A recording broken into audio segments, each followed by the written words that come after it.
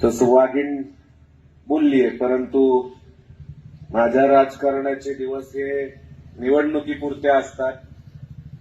त्यानंतर मी समाजकार्याला सुरुवात करतो किंवा समाजकारण करतो. पण त्यामुळं माझं सगळ्यांना सांगणं आहे की कुणी उगाच बळच बाबा शेपटावर पाय ठेवायला जाऊ नका, उगाच आमच्या लोकांना त्रास द्यायला जाऊ नका.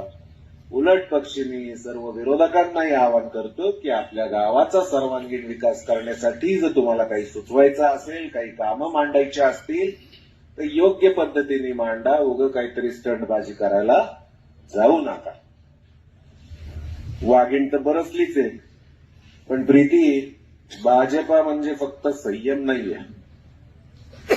वेळ आली तर परफेक्ट नियोजन आणि करेक्ट कार्यक्रम हे भाजपचं सूत्र आहे. मला समोरच्यांना एक या निमित्ताने सांगायचंय, बऱ्याच गोष्टी कानावर येतात बाबा. कुठंतरी यांचे आंडू पांडू. मी आता संयम ठेवायला शिकलो 2016 पासून.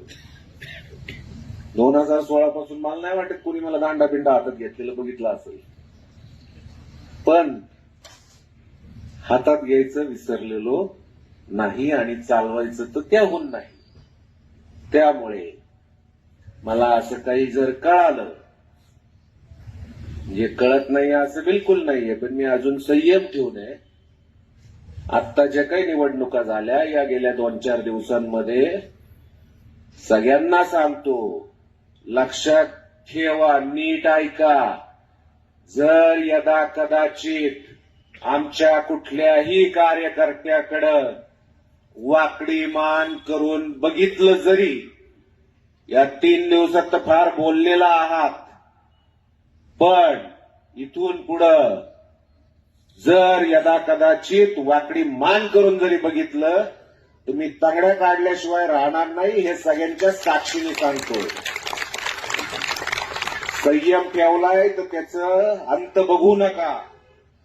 काही गैरसमज असतील की माझ्याकडे काही येत नाही किंवा काय, तर माझ्याकडे बऱ्याच गोष्टी आल्या, परंतु प्रथम नागरिक या नात्याने संयम ठेवलाय. जर एखादं कार्ट घरातलं बिघडलं तर त्याला नीट करायची जबाबदारी ही माझ्याकडे आहे आणि ती पाळल्याशिवाय राहणार नाही, एवढं तर नक्कीच सांगतो.